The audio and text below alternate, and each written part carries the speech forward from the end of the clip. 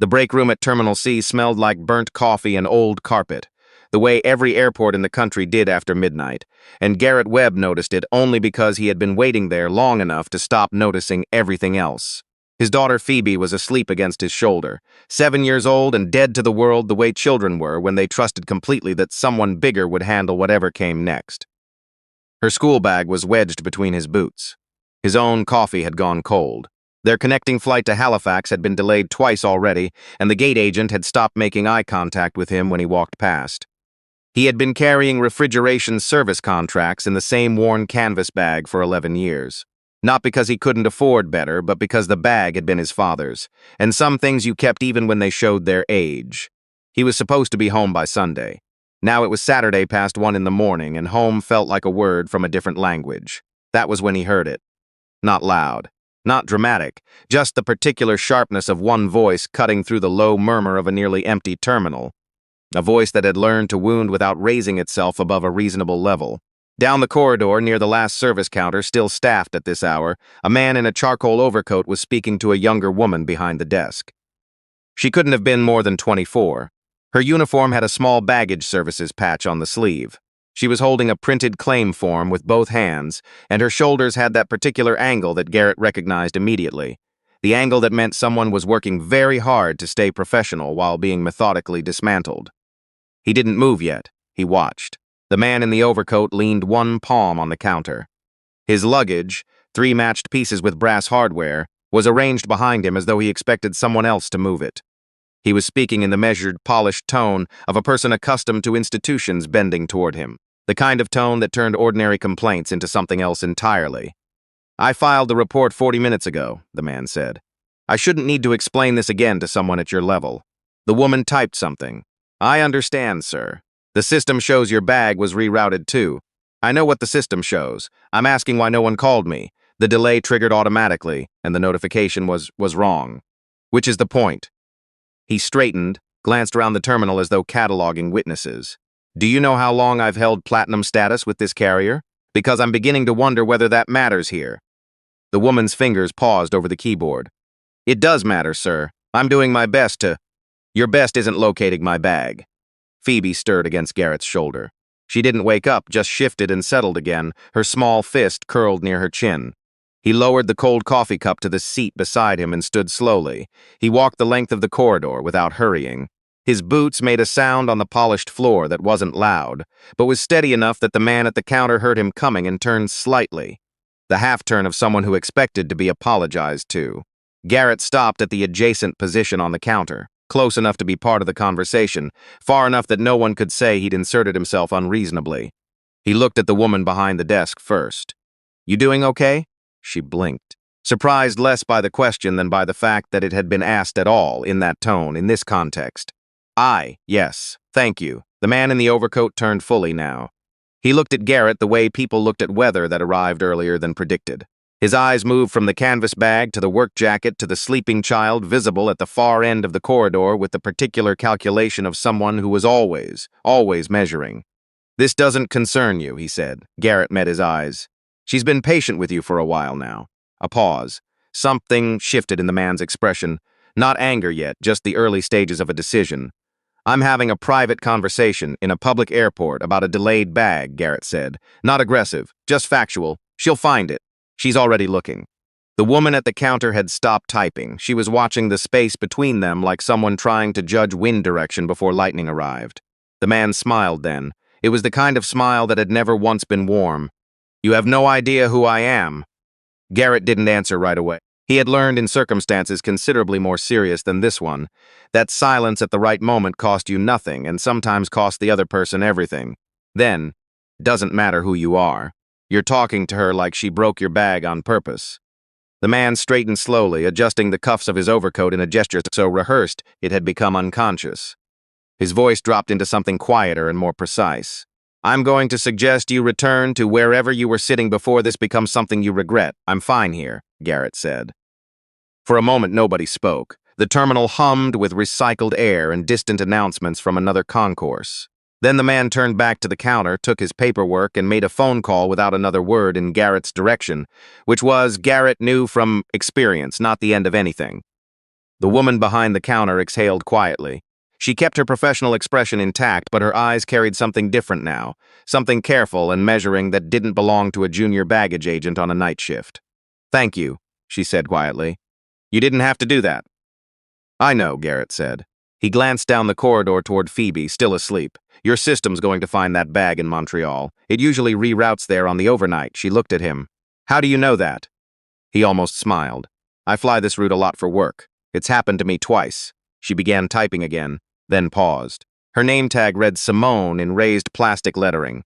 But when the terminal manager came by 2 minutes later and addressed her passing, he called her by a different name entirely, and then corrected himself quickly, and she didn't correct him back. Garrett noticed. He didn't say anything. He returned to the gate. Phoebe woke up 18 minutes later with the startled clarity of a child who had absolutely no idea how long she'd slept and assumed very little time had passed. "Are we boarding?" "Not yet." She considered this. "Who are you talking to down there?" "A woman who works here, and a man who is giving her a hard time." Phoebe looked down the corridor with the direct assessment of a child who had not yet learned to pretend she wasn't watching. "He looks like the kind of man who was mean in school," she said finally. Garrett didn't answer, but something in his chest moved. The man in the overcoat was still on his phone, standing with his back to the window. His voice had become smoother, easier. The kind of voice you used when you decided something and were setting pieces into motion. What Garrett didn't know yet, couldn't have known, was that in roughly 6 hours his name would be associated with an incident report, 2 canceled service contracts, and a quietly spreading account across 3 industry channels about a contractor in Halifax who had interfered in a corporate matter at the Toronto airport and should be avoided accordingly. The woman behind the counter, named Simone, or not some Simone, had lowered her eyes to her keyboard again. But she had not missed a single thing. By morning, the coffee at the Halifax airport cost $4 and tasted like it was being optimistic. Garrett drank it anyway, standing beside his truck in the short-term lot with Phoebe asleep in the back seat and his phone already buzzing with things he didn't want to read. First message, 6:47 in the morning. Marcus at the Crestline Kitchen Group calling to say he'd received a note from their facilities contractor recommending they pause all third-party refrigeration services pending review. He sounded genuinely sorry.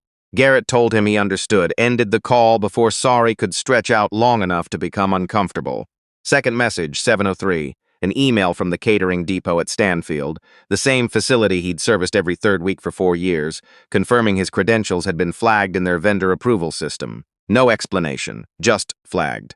He sat in the driver's seat with the engine off and the windows beginning to fog and read the messages the way you read a medical result you were already half expecting.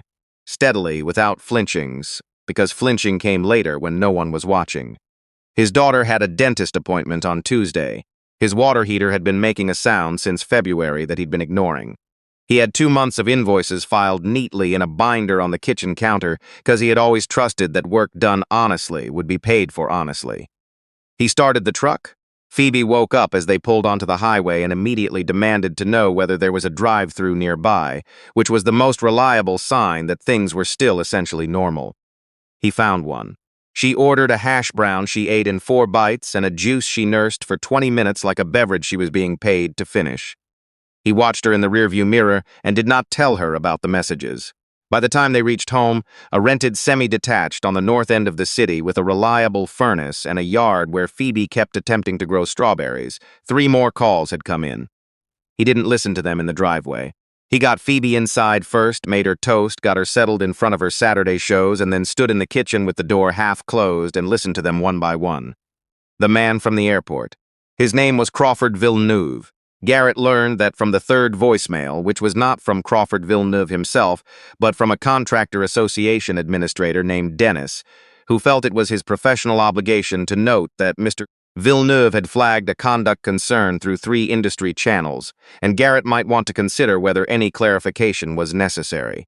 What Garrett understood from 11 years in a trade was that when powerful men felt humiliated in public, they did not process it privately. They processed it outwardly, through systems they had built relationships with, through calls made before sunrise to people who owed them something, through politely worded messages that were never quite threats but always landed like them. He went outside and stood on the back step and looked at Phoebe's failed strawberry patch, frozen ground, a few wooden stakes, the stubborn ambition of a 7-year-old who had read about gardening in a library book. and tried to work out the shape of what was happening to him. The garage door at the neighbor's place opened. His neighbor, a retired schoolteacher named Barb, who minded her own business exactly as often as he needed her to, and absolutely no more than that, waved once and wheeled her recycling bin to the curb. He waved back. He went inside and called the airline, not to complain. He had never once called an airline to complain. He called because the woman behind the counter at Terminal C had impressed him with her composure under conditions designed to erode it, and he wanted to make sure what had happened didn't get recorded anywhere as her fault. The hold music played for 9 minutes. When a representative came on and he explained the situation, she asked him to hold again. Then she came back and said that the employee in question had already filed her own incident summary, and that his account would be noted. Then she paused in the way representatives paused when they were reading something that surprised them and weren't supposed to show it. He thanked her and hung up. His phone rang 30 seconds later. Number he didn't recognize. Mr. Webb, a woman's voice. Not the airline. Too direct. This is Nadia Carell. We spoke briefly at the airport. He sat down at the kitchen table. Across from him, Phoebe's drawings from school were taped to the wall in a row. Mostly landscapes and what appeared to be either horses or large dogs. The counter agent. Among other things, she said. And there it was again, the same careful quality her voice had when she'd thanked him, the stillness of someone who measured every word before releasing it. How many cancellations this morning? He counted in his head. 4 confirmed. 2 flagged. By noon, I'd expect more. A pause on her end that was not empty. He moves quickly when he's been embarrassed. You talk about him like you've seen this before. I have, she said. Can you meet me? He looked toward the living room where Phoebe was explaining something at length to the television. I have my daughter. Bring her. I know a place. The place turned out to be a diner on Barrington Street that Garrett had passed 100 times and never stopped at, the kind of place that had been there long enough to stop trying to look like anything other than what it was. Vinyl booths, laminate tables, coffee that arrived without being asked for and was refilled without ceremony. He had the thought, briefly, that there was a version of this city where men like Crawford Villeneuve had never learned the names of places like this. Nadia Carell was already there when they arrived. She was dressed in dark jeans and a wool coat the color of winter birch, nothing like the uniform from the night before, and the calm she carried was different now. Not professional composure, but something older and more settled. She had chosen a table near the window facing the street. That was the kind of habit you developed when you needed to see things arriving. Phoebe assessed her without subtlety. Are you the lady from the airport? I am, Nadia said. Your bag got found? Nadia blinked. It was clearly not the opening she'd anticipated, and then something in her expression softened at its edges. It wasn't my bag. I work there. My dad said someone was mean to you. He helped. Phoebe appeared to file this adequately and turned her attention to the menu with the absolute commitment of a person who had decided the adult portion of the conversation could continue without her. Garrett settled across from Nadia. Who are you, actually? She wrapped both hands around her coffee mug and answered in the straightforward way of someone who had already decided not to circle it. I'm Director of Aviation Partnerships at Meridian Group. We audit passenger experience and service standards across 18 regional carriers. She paused. Crawford Villeneuve is Vice President of Operations at one of them. He's been flagged in internal reviews 4 times in 2 years. What happened at the airport last night was documented. What I wasn't expecting was you. Garrett looked at her steadily. You were undercover observational review, we call it that instead, and nobody knew who you were. The terminal manager knew someone from the partnership office was rotating through. He didn't know it was me specifically. She turned the mug slightly in her hands. Crawford didn't know there was an audit at all. Garrett leaned back. Behind him, a table of older men were discussing something with the serious warmth of people who met here every Saturday. The coffee was, in fact, very good. So when I stepped in, you already had what you needed. I had documentation, she said. What I didn't have was a witness who wasn't employed by the organization. Someone with no stake in the outcome. She met his eyes. Until you. He let that land for a moment. And Crawford found out who I was. He has contacts in vendor licensing across 3 provinces. He likely had your company name and contract list by 2 in the morning. She opened a folder on the table between them. Inside were printed emails, forwarded chain, internal routing slips. Garrett could read enough of them to see his name, his company registration number, and the phrase conduct complaint in 3 separate lines. He's done this before. The pattern is always the same. Move first, move fast, make it look operational rather than personal. Garrett stared at the papers. That's my livelihood. I know. I have a daughter in school here. I have a lease. I have. He stopped. Not because he'd run out of things, but because listing them was starting to feel like pleading, and he didn't do that. I didn't do anything wrong at that airport. No, Nadia said quietly. You didn't. Phoebe looked up from the menu with the perfectly calibrated timing of a child who had been listening carefully while appearing not to. Dad gets mad when people treat others like they're nothing, she said. Then she went back to the menu. Nadia looked at Phoebe for a moment longer than the comment required. Something crossed her face that wasn't professional and wasn't casual, something closer to recognition. Then she looked back at Garrett. There's a board review next week. Crawford knows it's coming. The retaliation against you is partly to discredit me, to build a narrative that my judgment in the field is compromised because I relied on a civilian with, and this is how he'll frame it, a documented pattern of confrontational conduct. Garrett stared at her. I have no such thing. He'll find something, she said, or shape something. It doesn't need to be true to be useful. She slid one more paper across the table. It was a copy of an aviation industry safety incident form filed 11 years ago.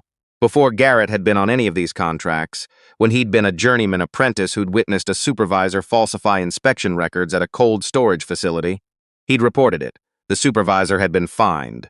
There was a section on the form under complainant that listed Garrett's name, and the phrase conflict initiated in a handwriting note that someone had added later. It didn't describe what had actually happened, but it looked like what Crawford would want it to look like. Garrett's jaw tightened. How did he get that?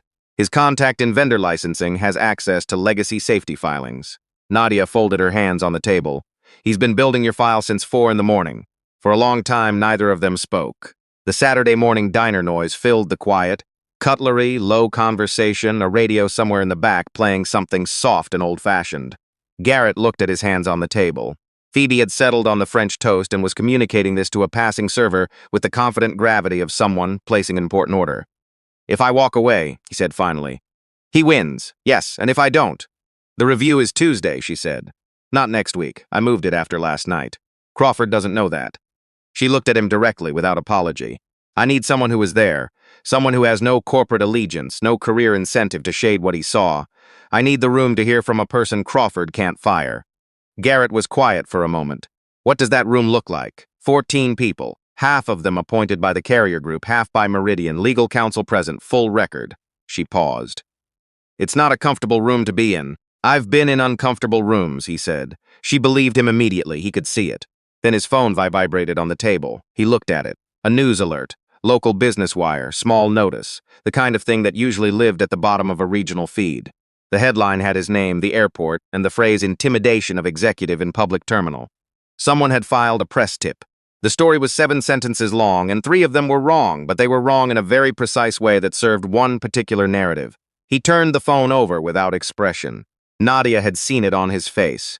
He filed that an hour ago, she said, before we sat down. He's fast, Garrett said. He's been doing this for a long time. She looked out the window toward the street. A couple walked past with a stroller, bundled against the March cold. But he's also, for the first time in 4 years, being reviewed by someone he can't predict. He's reacting because reaction is all he has left. Garrett looked toward Phoebe, who was now deep in conversation with the server about whether the syrup was real maple or the other kind, apparently having strong views on this distinction. He thought about the strawberry patch in the backyard, about the invoice binder, about the 11 years of work that Crawford Villeneuve had decided to reduce to a liability in one night. If I come Tuesday, he said, I say exactly what I saw. That's all I'm asking, and if the board decides it's not enough. She didn't give him a comfortable answer. That was, he thought, the thing about her, she didn't. Then at least it'll be on record. And Crawford will have to keep lying more loudly to override a record. Garrett looked at her for a long moment. Then he said, I'll be there.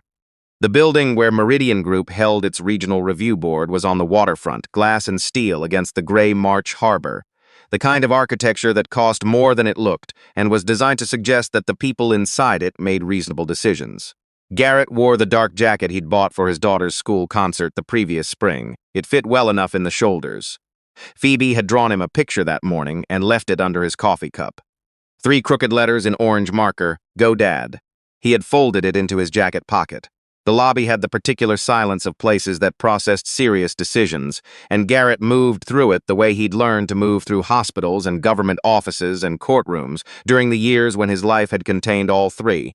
steadily, without looking like he was performing steadiness. Nadia met him near the elevators.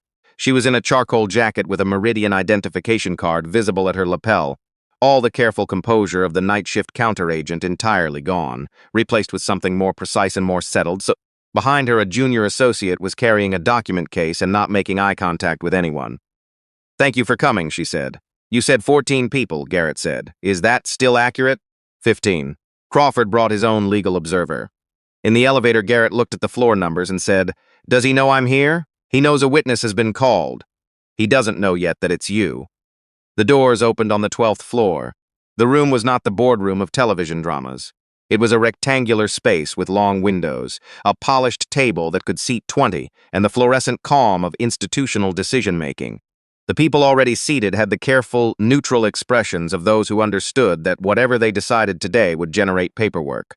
Some held tablets, most had legal pads. All of them looked up when Garrett entered. Crawford Villeneuve was at the far end of the table, and his face when he saw Garrett was the most honest expression Garrett had ever seen from him. It lasted less than 2 seconds. Then the mask came back, composed, even faintly amused, in the manner of a man who believed he could turn any development to his advantage.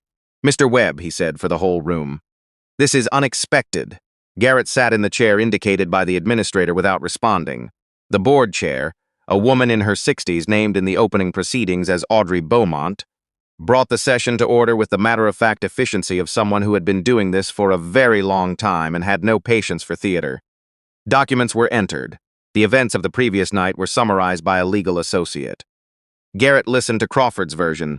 A disturbance, unprofessional interference, aggressive conduct by an unrelated civilian, concern about the judgment of the reviewing officer, and let it finish without expression. Then Crawford produced the files. The incident form from 11 years ago.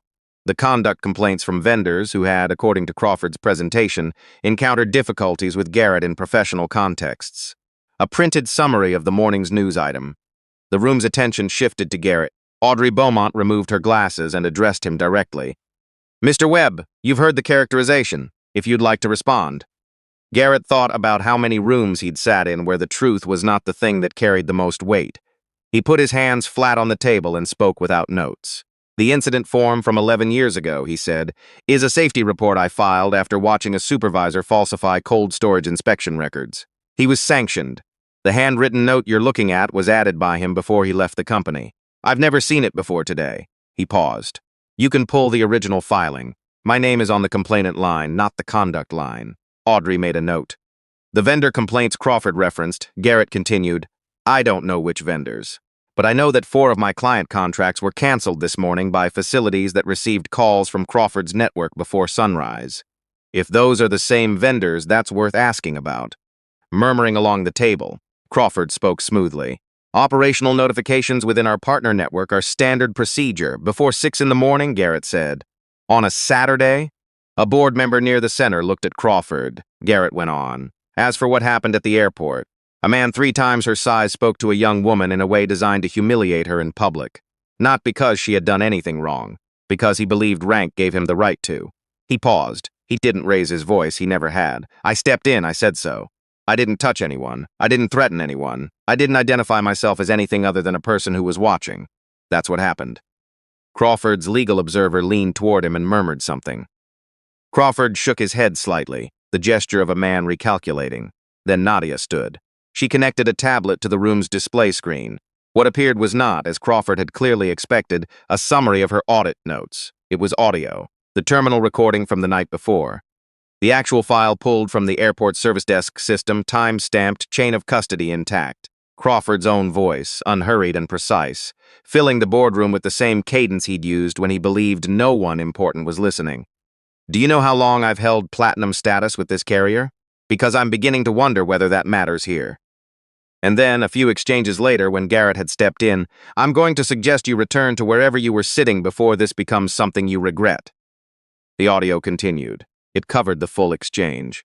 It included the moment Crawford made his phone call on the terminal floor, the call, as it turned out, to the vendor network. The timestamp on that call was 11:47 in the evening, less than 4 minutes after the confrontation. When it ended, the room held a particular quality of silence that Garrett had learned to recognize. the silence of people who had been deciding what they believed and had just had the decision made for them. Crawford said very quietly, "That recording was obtained without. It was obtained from the airport's own service system," Nadia said. "The recording was active during a monitored service interaction. No consent exemption applies."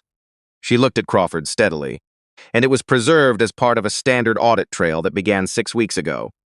Audrey Beaumont put her glasses back on. She looked at Crawford for a long moment. Then she looked down the table at Garrett. "Mr. Webb, thank you for coming." It was not the end of the session. There were procedural steps, formal notations, a declaration of interim measures while the full findings were compiled. Crawford did not leave during any of it, which Garrett respected in a minimal and specific way. The man knew how to stay in a room. But staying in a room was not the same as holding a room, and by the time the session closed, everyone at the table understood the difference. In the corridor afterward, Crawford stopped beside Garrett, not threatening, just close enough to make the choice deliberate. "You understand," Crawford said, "that this doesn't end your problem. People remember names." Garrett looked at him. "So do boards." Crawford walked away. Nadia appeared at Garrett's elbow a moment later, reading something on her phone. "The vendor licensing office has already received a flag about the conduct complaints he manufactured. They'll need to review those before any professional action stands." Garrett nodded. He was thinking about Phoebe's strawberry steaks, about how much of the winter there was still left. "The contracts that were canceled this morning, I can't undo those directly," she said. "Those relationships are between you and the clients, but I can make sure the reason for cancellation is corrected in their records." She paused. "And I'd like to formalize a partnership agreement between your company and Meridian's Halifax facilities. We have 3 locations that need refrigeration service maintenance. Annual contract, renewable." He looked at her. "That's not what you owe me." "No," she agreed. "It's what Walter assessed independently from your service record and told me about before I met you this morning." She tilted her head slightly. "He did the same thing you did, actually. Pulled a file, read it honestly, decided it said something worth trusting." Garrett almost smiled. "Who's Walter?" "My facilities manager. He's 63, very particular about contractors, and he has a framed picture of his first refrigeration unit on his office wall." She said it without irony. "He was more enthusiastic about you than I've seen him about anything since they put a Tim Hortons on the ground floor." This time, Garrett actually did smile. It was small and tired and genuine, which were the only kinds worth having after a day like this one. He took the elevator down alone and sat in his truck in the waterfront lot for a few minutes before starting the engine. Through the windshield, he could see the harbor and the light coming in flat and silver the way it did in March, when the season hadn't committed to anything yet. A container ship was moving slowly out toward the open water. A gull sat on a bollard with the absolute patience of a creature that had worked out exactly how much effort anything required. He drove to Phoebe's school pickup 20 minutes later. She came out with her backpack listing sideways and a painting she'd done in art class rolled under her arm, and she stopped when she saw his face. "Did it go okay?" He took her painting so she could straighten her bag. "Yeah," he said. "It went okay." She studied him for another moment with the relentless accuracy of 7-year-olds who had not yet learned to pretend they believed answers that weren't complete. Then she apparently decided this one was close enough. "Good," she said. "Because I told Mrs. Adiola about what happened, and she said that standing up for people is what good people do even when it costs something." He put his arm around her shoulder as they walked. "Mrs. Adiola sounds smart. She is. She also said you're only supposed to fight battles that matter." Phoebe looked up at him. Did this one matter? The harbor was still visible between the buildings. The container ship had cleared the breakwater and was moving into open gray water with the steady indifference of something built to outlast everything it passed through. "Yeah," Garrett said. This one mattered. They stopped at the diner on Barrington on the way home. Nadia was not there, which was how it should have been. Not every story required its people in the same room at the end. But the booth by the window was open, and the server from that morning recognized Phoebe immediately and asked whether the verdict on the syrup had been satisfactory. Phoebe's face indicated that it had. Outside, the city moved in its usual Saturday way, traffic and pedestrians and a couple of pigeons investigating the sidewalk with tremendous professional focus, and inside the diner the noise was ordinary and continuous and warm, the particular warmth of a place that had never tried to be more than what it was. Garrett drank his coffee while it was still hot for once and let the afternoon happen around him, and did not wait for the next thing to go wrong. That was the whole of it. That was for now enough.